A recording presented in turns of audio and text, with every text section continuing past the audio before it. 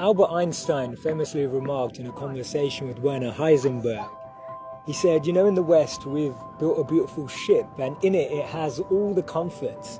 But actually the one thing that it doesn't have is a compass, and that's why it doesn't know where it's going. This paradox of our times was propounded by the Dalai Lama when he said we have wider freeways but narrower viewpoints. We have taller buildings but shorter tempers. Will Smith said that we spend money we haven't earned on things we don't need to impress people we don't like.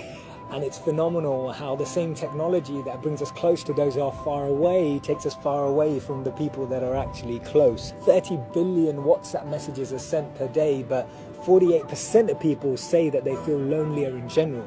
The paradox of our times is that we have more degrees but less sense, more knowledge but less judgment, more experts but less solutions. It was Martin Luther King who said that the irony of our times is that we have guided missiles but misguided men. Have you ever found it perplexing that we've been all the way to the moon and back, but we struggle to start a conversation across the road or across the train? And it's amazing that Bill Gates was known as the top earner in 2015 with a wealth of 79.2 billion, but 1 in 4 CEOs claim to be struggling from depression. Do we actually thrive off this paradox? Is it that this paradox actually makes the media interesting? It's what makes journalism interesting. It's what makes politics interesting. It's what makes television interesting. Is this paradox actually what we feed off and what we live off and what we talk about and discuss in our circles? Doesn't it seem that we've tried to clean the air but polluted our soul? We've split the atom but not our prejudice, and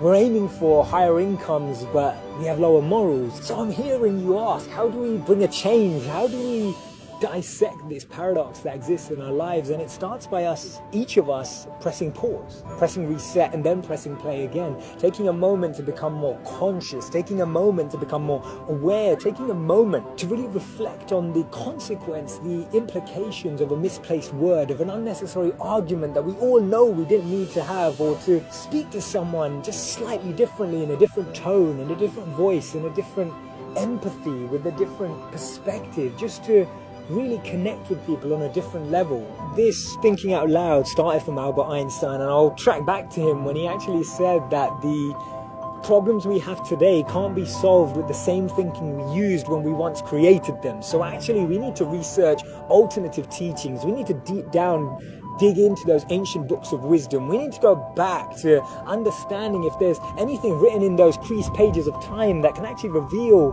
more knowledge and more wisdom of how we can transform our experience of life today. Otherwise, this paradox means that every step forward we take, we're taking 3 backwards every time.